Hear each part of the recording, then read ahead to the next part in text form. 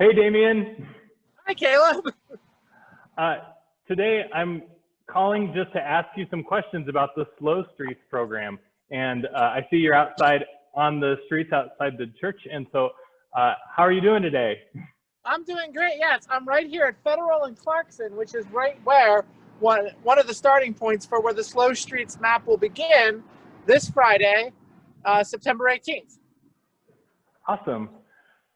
So what is a slow street actually? Is this a closed street? Well, a slow street is a street that the Los Angeles Department of Transportation will put up some signs, sandwich board size signs, maybe about this tall, at the various entrance points to the streets, encouraging cars that are not local traffic, i.e. not, in this case, not going to the school, not dropping off a package, not going to your house, to encourage them to stay off those streets. And the idea is by taking streets that already don't have a lot of traffic and reducing it even more, you're creating space for people that are walking or biking or doing some other sort of physical activity to be able to do so and have all this extra space to do physical distancing. Cars that are going on slow streets are supposed to be going at very slower speeds.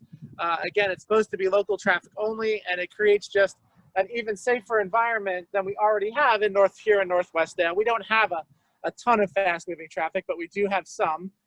And the hope is that the slow streets will slow it down and divert it maybe into some other places, especially the cut through traffic, so that there's just space for people to be outside in a safe, socially distanced way. So what are the rules for a slow street? What do we have to do? Well, if you're someone that's going to be out enjoying the street, enjoying the space, you need to follow basic LA City, LA County social distancing guidelines. Masks should still be worn. 6 to 8 feet should be kept to anyone that's not living in your household or inside your pod. Those sorts of things still need to be held to. So it's not like we're encouraging mass gatherings on these streets. Like the example LADOT uses is you shouldn't be holding a dance class in the middle of a slow street. But what you can do is that if you're out walking with your dog and there's lots of other people walking their dogs and you don't know them, or you do know them but don't live with them, it should be safe for you to just move off the sidewalk and take a little extra space rather than sort of playing a game of musical chairs where you're trying to give that 6 feet of space to everybody. Yeah, it sounds like a good way to keep everybody safe. Can kids just play in the street?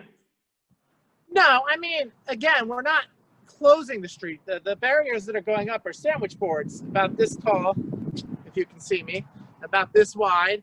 Maybe we'll get 1 or 2 or 3 at every entrance, but cars will be still using the street. So your children, especially unsupervised, shouldn't be doing anything on the street they wouldn't normally be doing, especially when it comes to playing in the street. The idea is that these are spaces for people that are using the street already to have extra space to do things, or even some small programming like what we've talked about with Bike Around School Day in October, or Slow Your Roll this weekend, where we're still having, I have to wave.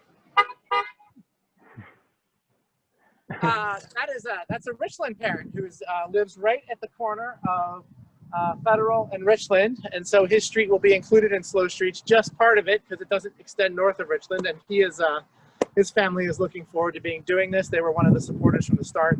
But the idea is of Slow Streets that it's just creating extra safe space for people to be out, but you need to be aware it's still a street, and your kids should not be doing something on it that, especially unsupervised, that might be unsafe. Yeah, that makes sense. So I know that we already have some parking rules on our street. Does this mean that we need to get special permits to park on our street?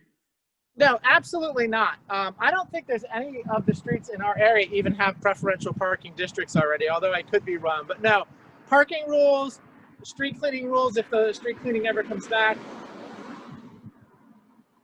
trash pickup, deliveries, all of those rules remain unaffected by slow streets. Okay. What about people who might be coming to help us with gardening or help us with cleaning or doing other service or repair-related things in our neighborhood, can they still get in? Oh, absolutely. Again, this isn't setting up physical blockades or anything like that. This is the idea is to try and reduce the non-local traffic on the street. So if there's any reason that someone needs to be on that street, they are more than welcome to continue using it. If there's a house that they do deliveries to, or a house where they do contracting, or you know, someone needs to drop the kids off at the grandparents because that's where they do school on their way to work, or anything like that, all of that is unaffected by slow streets. And that's why we say, don't just let your kids play in the street, because we're not eliminating traffic, it's reducing traffic. Oh, I understand.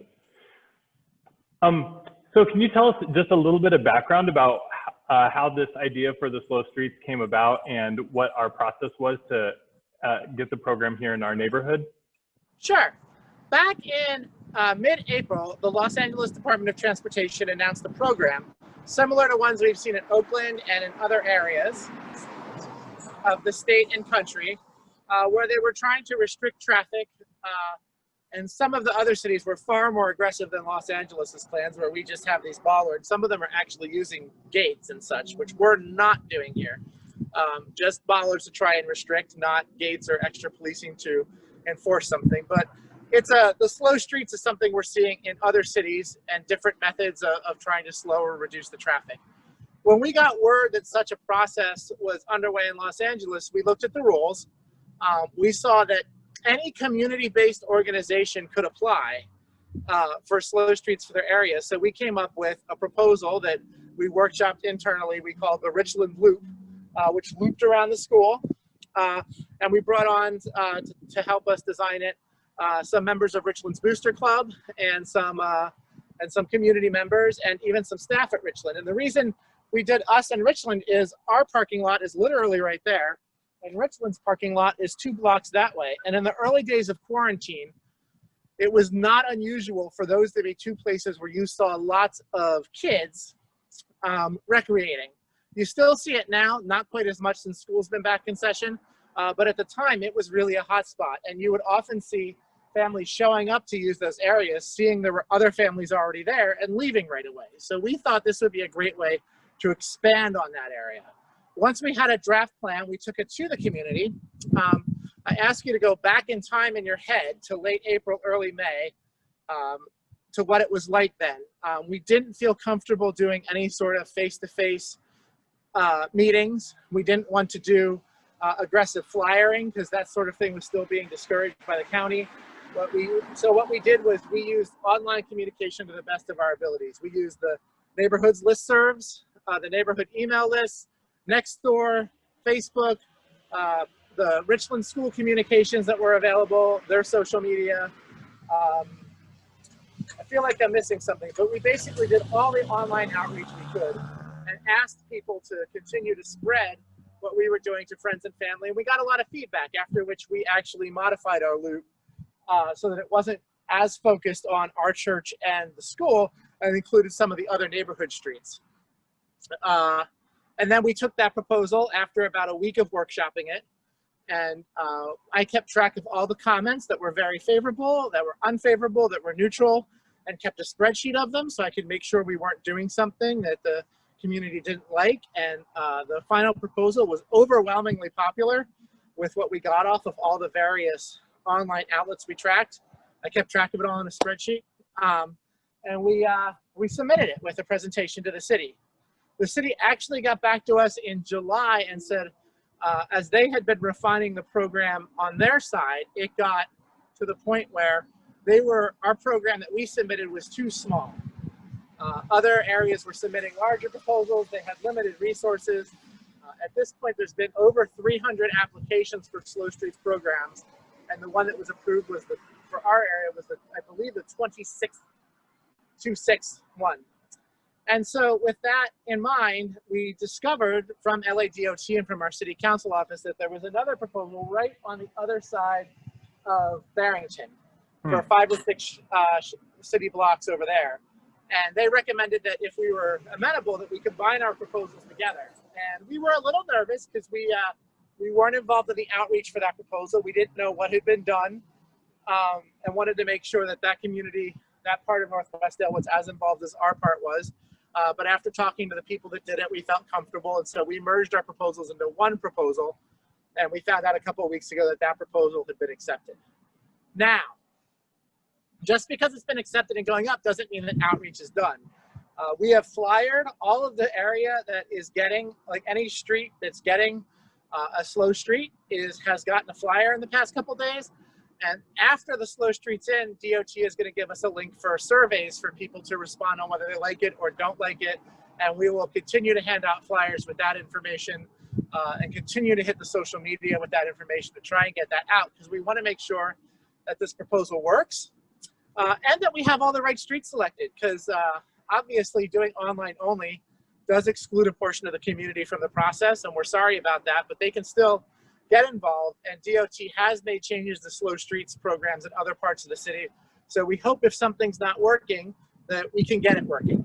We've heard a lot of talk about Brookhaven, which is not included in the proposal. We're really hoping that if they get enough feedback, DOT will consider extending the slow street across Brookhaven, across Barrington, which would actually create one cohesive big slow street map instead of just having these two separate programs that happen to be in the same, neighborhood boundaries.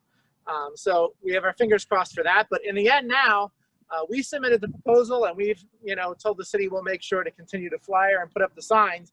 But how the program evolves from here is going to be up to everybody that fills out these surveys. Wow, it sounds like we've done a lot of work to talk to everybody. So I have a question. Is the slow streets permanent? Well, there's a proposal right now at City Hall to take slow streets and make them permanent. But the proposal that we submitted only covers during the city and the county's orders on the COVID-19 pandemic. So when restrictions get lifted on COVID-19, the slow streets program will expire. The city can obviously end it at any point they choose, or if it turns out that the program's just not working in this area, they could choose to end it. We could ask that they end it. They probably would also. But we're hoping that this is up for as long as COVID-19 is there. Now, the proposal to make these streets permanent has not been voted on by the city council yet, but the proposals that we've seen include an entirely new formal city outreach process, which would be much more involved and much different than what we did in the spring and what we're doing now. City planners, DOT staff, they'd be out. They'll probably be in the church because we're pretty centrally located if they decide to do it here. And there would be a much longer process than what we did to comply with the city and the state's environmental regulations. So I want to talk about some of the concerns that maybe other people have had about the impact of this on our neighborhood. And what happens if there are some problems, like if traffic gets backed up or other things that we can't foresee? What do we do? Well, and that's where the survey process with LADOT comes in. They do take this very seriously, and they're aware that there's going to be changes to traffic patterns on any community that gets slow streets. So we want to make sure there's no unintended consequences, or if there are, that the city can react to them pretty quickly. So we'll have a process where people will be able to go to the city directly. Plus, any complaints or concerns that we hear walking around the neighborhood, or that are emailed to us, or appear in the give-get box in the church parking lot or anything like that, we'll also send along to DOT. The good news with a neighborhood like this is we don't have a lot of cut-through traffic as it is right now, although we did pre-pandemic and it might come back. So I don't think that some of the streets that are next to the closed streets are going to see a large increase in traffic. However, just taking a couple of cars off of the streets that are already slowed is going to have a large impact in that street's ability to be a place for safe social distancing. So, but if we do see those types of backups, then the program will be modified. And we've seen programs modified throughout the city. West LA's, Del Rey's, Palms's, these have all seen modifications from what the original maps that went down. And so if we do that here, or we see problems here, we'll be able to get that done here too. So in terms of seeing problems, who is enforcing the slow streets? Are there going to be a lot more police officers in our neighborhood? No, I mean, the slow streets there's not really an enforcement mechanism built into them. In the same way that a lot, most traffic laws that are broken, no one ever gets a ticket for. It's going to be very similar here. The streets are going to have these restrictions on them. There's going to be signs up, but we're not going to see more police in the neighborhood. This was very much a concern.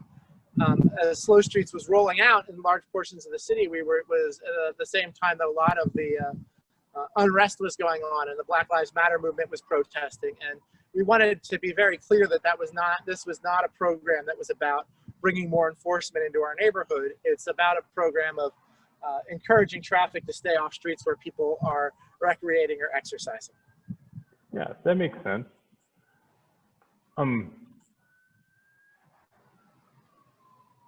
If people want to learn more about Slow Streets, what resources should we be looking at? Where can we go to find out more?